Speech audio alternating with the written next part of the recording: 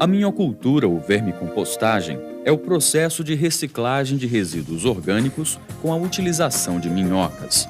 Desde 1968, a Embrapa Agrobiologia pesquisa o assunto para a utilização na agricultura.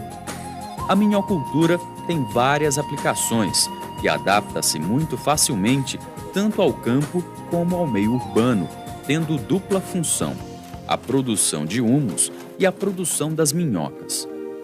A comercialização de ambos pode complementar a renda familiar e contribuir para a reciclagem de rejeitos que poluem o ambiente. A minhocultura requer boa disponibilidade de resíduos orgânicos na propriedade ou o mais próximo possível. No caso da propriedade agrícola, o esterco bovino é o mais utilizado, porque é de fácil manuseio e as minhocas se adaptam muito bem. Mas também podem ser utilizados estercos de cavalo e de coelho.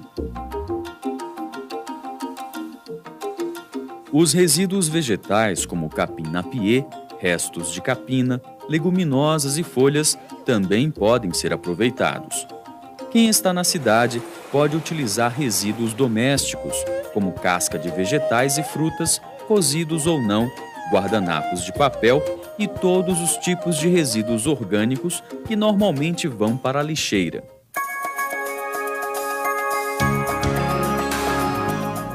As minhocas têm corpo cilíndrico dividido em anéis, o que dá origem ao nome do grupo, Annelideus. As espécies de minhocas mais utilizadas no Brasil são Eisenia fétida e Eisenia andrei, conhecidas como vermelha da Califórnia, e Eudrilus africana, a noturna africana. A vermelha da Califórnia é menor e permanece no canteiro mesmo na falta de alimento. A noturna africana atinge tamanho maior e pode ser interessante para comercialização, mas por ser mais adaptada à escavação, foge com mais facilidade. A preferência por uma ou outra fica a critério do produtor.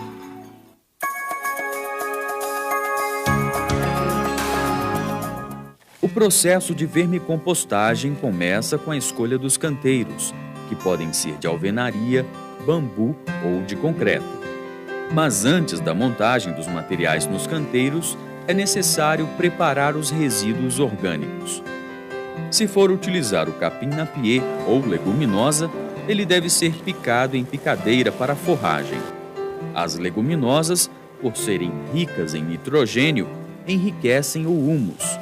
A proporção é de 25% de bagaço, 25% da leguminosa e 50% de esterco bovino. Desta forma, obtém-se um verme composto 30% mais rico. Os estercos necessitam ser pré-compostados.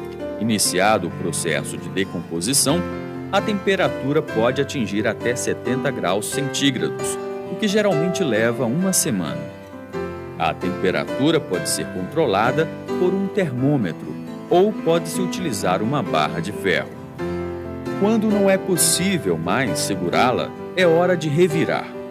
O reviramento é a inversão da camada interna para a externa e vice-versa. Este procedimento é repetido diariamente até que a temperatura se estabilize em torno de 25 graus, o que deve levar de 15 a 20 dias. Esta etapa é desejável porque inibe a germinação de plantas espontâneas e elimina organismos não benéficos. Para quem está no meio urbano, o preparo dos resíduos também requer a pré-compostagem.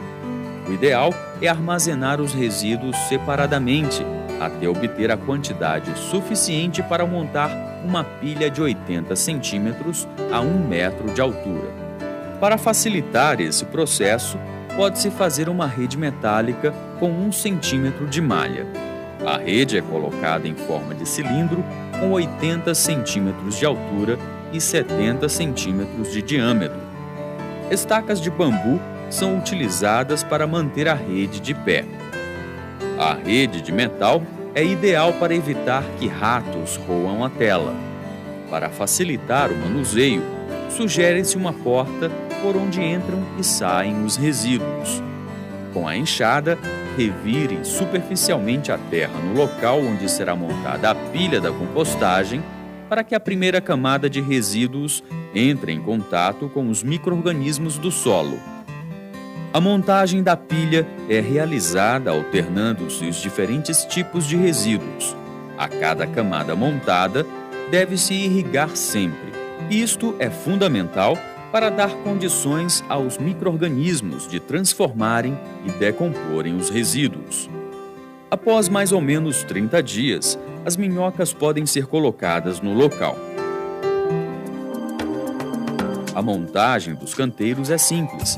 Os resíduos orgânicos já previamente preparados são acondicionados nos diversos tipos de canteiros e as minhocas são colocadas lá.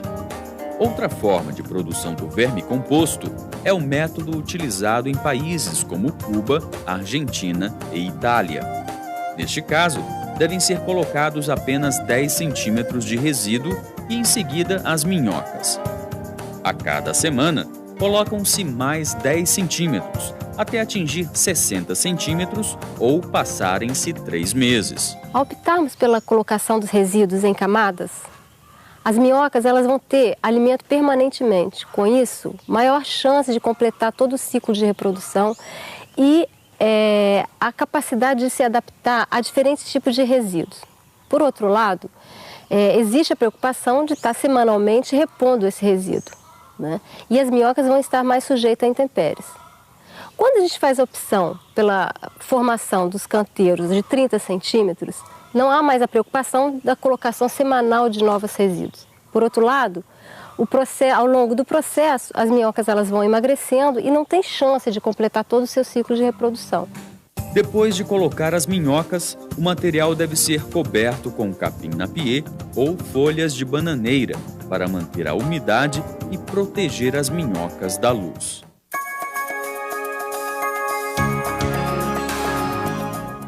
O manejo do minhocário é simples.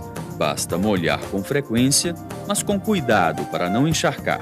O tempo para que o vermicomposto fique pronto varia com a composição original dos resíduos, mas em geral, a vermicompostagem com esterco bovino leva em média 30 a 40 dias e, quando complementado com napier e leguminosas, até 60 dias.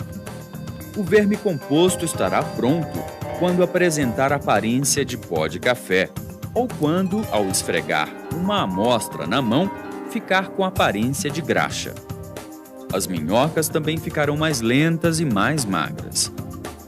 Para separar o húmus das minhocas, podem-se colocar iscas com resíduo orgânico fresco sobre uma malha de 5 a 10 centímetros de diâmetro na superfície para que elas migrem para cima e facilite a separação.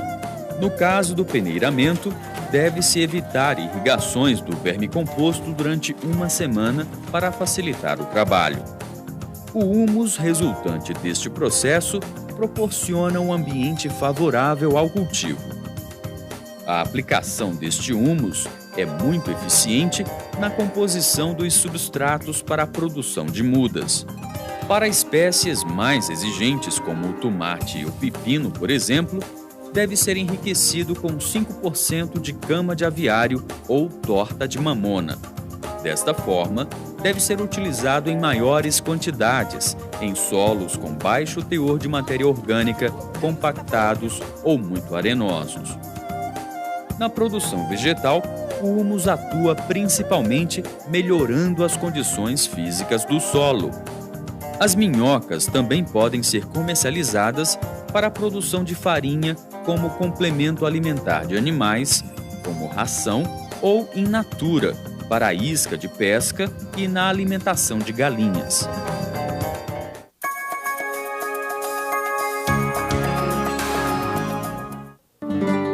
As instalações necessárias para a criação de minhocas vão depender da quantidade de húmus que se deseja produzir e das condições de investimento.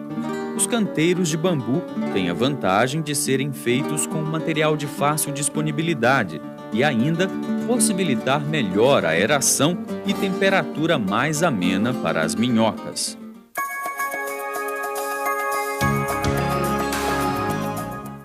Para a construção de um canteiro nas dimensões de 2 metros de comprimento por 1 de largura e 40 centímetros de altura, são necessários 10 bambus de 6 metros com diâmetro de cerca de 6 centímetros, 3 estacas de sabiá, sanção do campo, sombrite de 50% ou 70%, material utilizado na construção de viveiro de plantas, arame 16, cerca de 2 quilos, e marreta.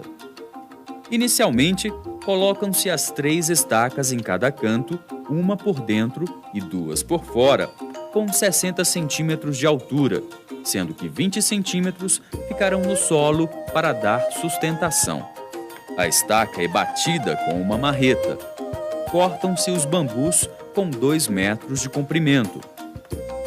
Para as laterais de 2 metros, é necessária uma estaca de cada lado na metade do canteiro por fora. Os bambus são colocados um sobre o outro até atingir a altura desejada. O arame vem trançando o bambu e as estacas para garantir a amarração. Após montar a estrutura, coloca-se o sombrite, que cobre o fundo e as laterais do canteiro, que é costurado no bambu com o próprio arame. O canteiro deve ter no máximo de 35 a 40 centímetros de altura e o comprimento pode variar de acordo com a área disponível. Em relação à largura, é desejável que não ultrapasse 1 metro para facilitar o manuseio. Para evitar o acúmulo de água no fundo, os canteiros devem ter drenagem. Pedras britadas ou canaletas que conduzem o excesso de água dos canteiros são medidas importantes.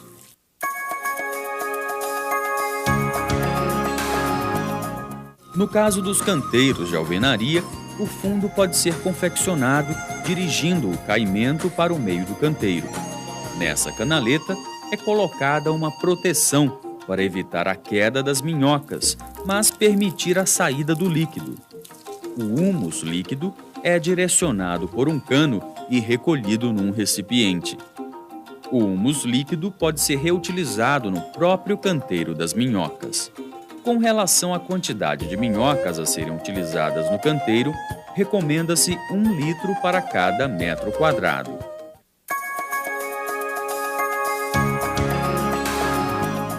As minhocas adultas são facilmente identificadas pela presença do clitelo, uma região glandular da epiderme associada à produção de casulos. Mesmo sendo hermafroditas, é preciso 2 minhocas para o acasalamento.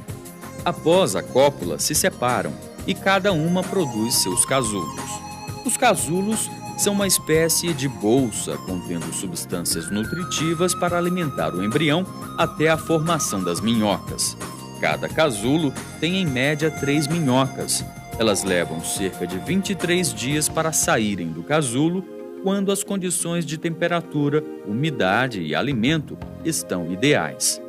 A vermelha da Califórnia completa o seu ciclo de vida, ou seja, nasce e torna-se adulta em 40 a 60 dias. Após cerca de 4 dias do cruzamento, começa a liberação dos casulos e novo ciclo se inicia.